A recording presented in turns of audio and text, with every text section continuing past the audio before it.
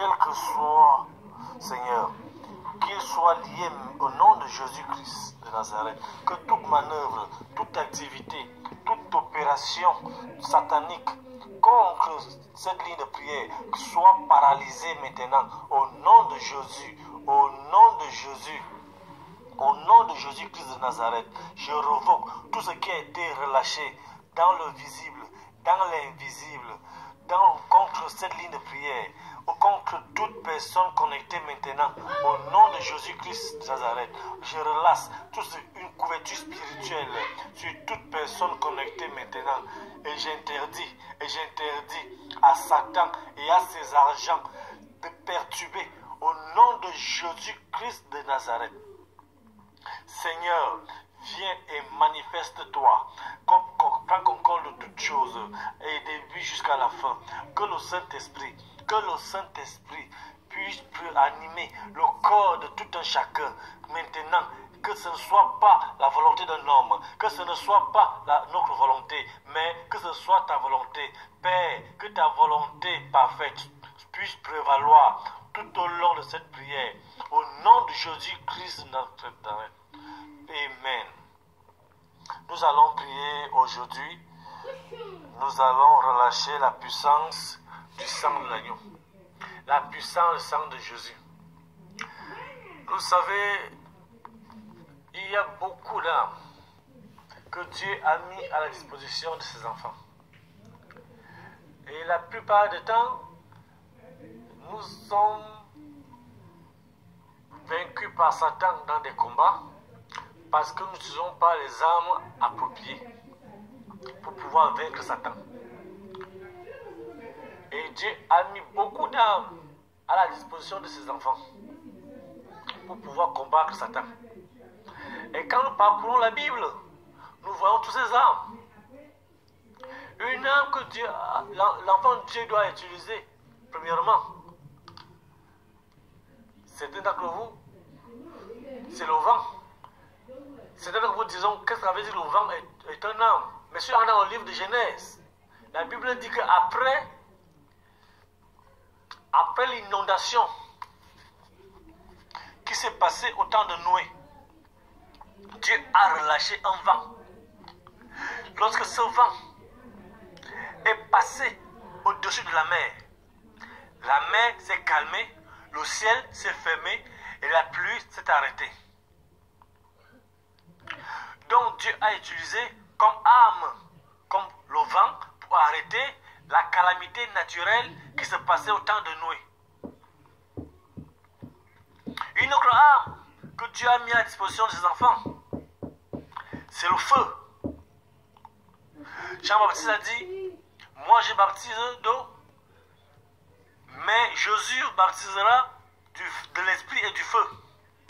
Et dans la Bible, nous voyons le cas du prophète Élie. Il a invoqué le feu et les cieux sont ouverts. Et le feu de Dieu est descendu des cieux et ça a consumé les autels de Baal. Il y a plusieurs armes. Une autre arme dont la Bible parle, dans le livre de l'Apocalypse, chapitre 12, la Bible dit que Satan a été vaincu par la parole de leur témoignage. Le témoignage d'un vrai chrétien, le témoignage d'un vrai converti, d'un disciple de Christ est une arme très farouche pour vaincre Satan. Mais aujourd'hui, nous allons relâcher la puissance du sang de Jésus. Parce que le sang de Jésus, c'est l'arme la plus puissante que Dieu a mis à la disposition de ses enfants. Et beaucoup de chrétiens sont vaincus par Satan dans les combats parce qu'ils ne connaissent pas comment appliquer, comment relâcher la puissance du sang de Jésus. Dieu, pour reconstruire le monde avec les gens, a établi une alliance. Cette alliance a été établie au travers du sang de Jésus-Christ qui a coulé sur la croix. Toute alliance établie est toujours établie à travers les couleurs versement de sang. Donc c'est le sang de Jésus-Christ qui a scellé la réconciliation entre le pécheur que nous étions et Dieu. Et le sang de Jésus, c'est l'arme la plus efficace pour pouvoir renverser les attaques de Satan, pour pouvoir sécuriser sa vie, pour pouvoir sécuriser sa famille, sécuriser ses biens, sécuriser son emploi, sécuriser ses activités, sécuriser ses affaires. Le sang de Jésus. La Bible nous dit dans le livre de Révélation, chapitre 12, que Satan a été vaincu par le sang de l'agneau. L'agneau ici qui est Jésus-Christ. Le sang de Jésus est l'arme la plus efficace pour éradiquer tout fléau satanique dans ta vie. Mais maintenant, il est question de comprendre comment relâcher la puissance du sang de l'agneau dans notre vie.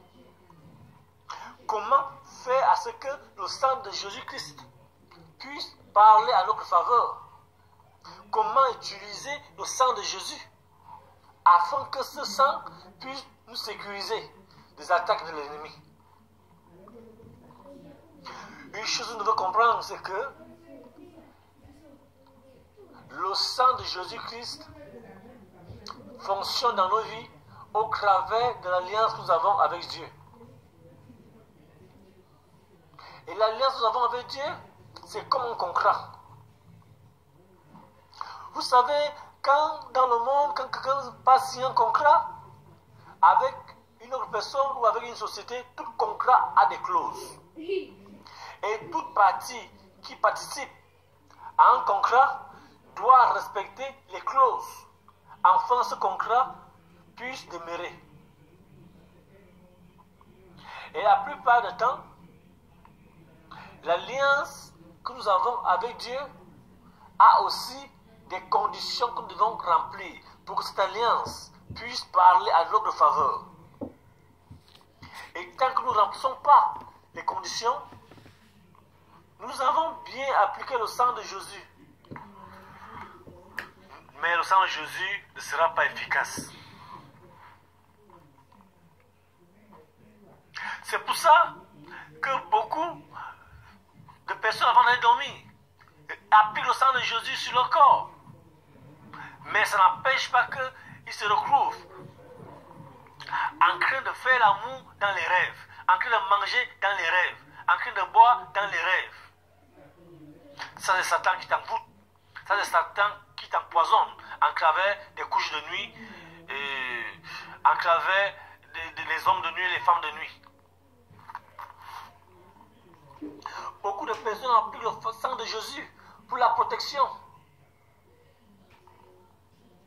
Mais ce sang de Jésus n'est pas efficace dans leur vie. Beaucoup de personnes sont malades. Lorsqu'ils sont malades, ils appliquent le sang de Jésus,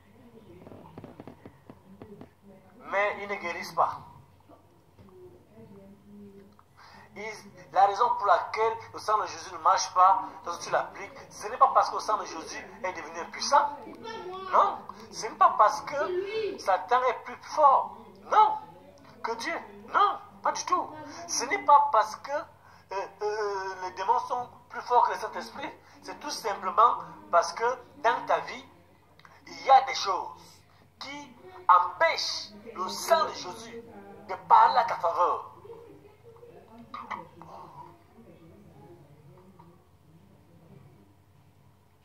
Notre Dieu est un Dieu de principe. Il a des ordonnances et des décrets. Et toute personne qui veut profiter de quoi que ce soit de Dieu, toute personne qui veut recevoir de Dieu, doit se conformer à ses principes, se conformer à ses commandements, se conformer à ses ordonnances. Et toute personne qui ne se conforme pas aux ordonnances de Jésus, aux ordonnances de Dieu, bien que cette personne invoquera le nom de Jésus, bien que cette personne invoquera le sang de Jésus, le sang de Jésus ou le nom de Jésus ne sera impuissant dans la vie de cette personne.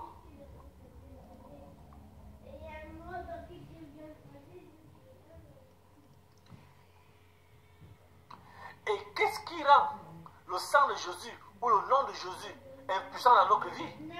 Le péché. Le péché. La vie du péché est ce qui rend l'alliance entre Dieu et nous inactif.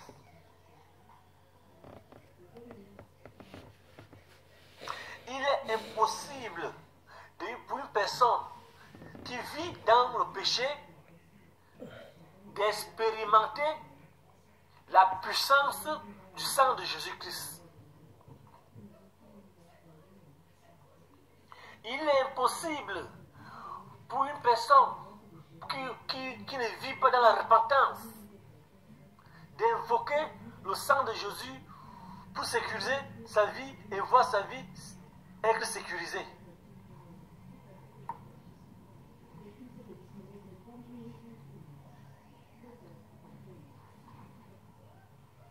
La puissance du sang de Jésus-Christ ou la puissance du nom de Jésus-Christ est déterminée par ton décret de conformité aux principes de Dieu, est déterminée par ton décret de sanctification et de sainteté aux principes de Dieu. La sanctification et la sainteté sont les clauses, la condition à remplir pour voir le sang de Jésus-Christ être manifeste dans notre vie.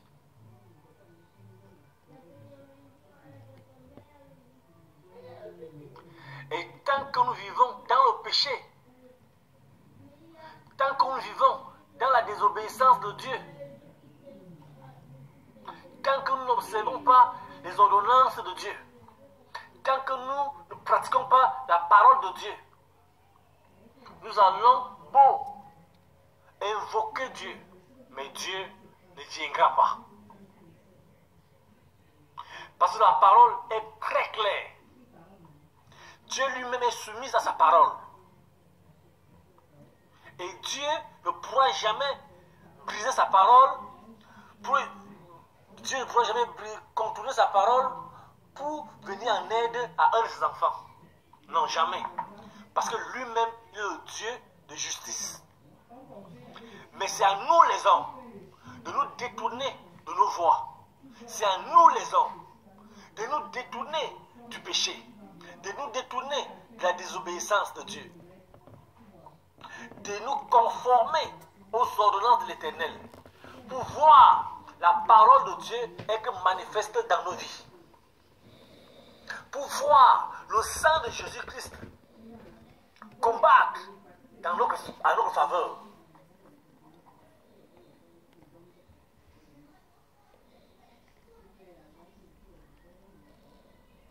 Tu pries beaucoup, mais ta vie ne change pas. Avant d'aller dormir, tu pries. Mais ça n'empêche que lorsque tu dors, tu es toujours attaqué par les démons. Tu te retrouves en train de faire les cauchemars. Tu te réveilles le matin fatigué, alors que tu es allé au lit en santé. Parce que pendant la nuit, les démons sont venus torturer ton corps, torturer ton âme, torturer ton esprit. Tu es allé au lit en santé, tu te réveilles le matin étant malade. Tu te réveilles le matin avec l'amertume dans le cœur, avec la tristesse. Parce que pendant la nuit, Satan est venu manipuler ta vie. Bien que tu aies prié avant d'aller te coucher. Et lorsque tu as prié, tu as invoqué le nom de Jésus. Mais pourquoi cette prière n'a pas été efficace? Ce n'est pas à cause du nom de Jésus qui est devenu impuissant. Ce n'est pas à cause du sang de Jésus qui est devenu impuissant.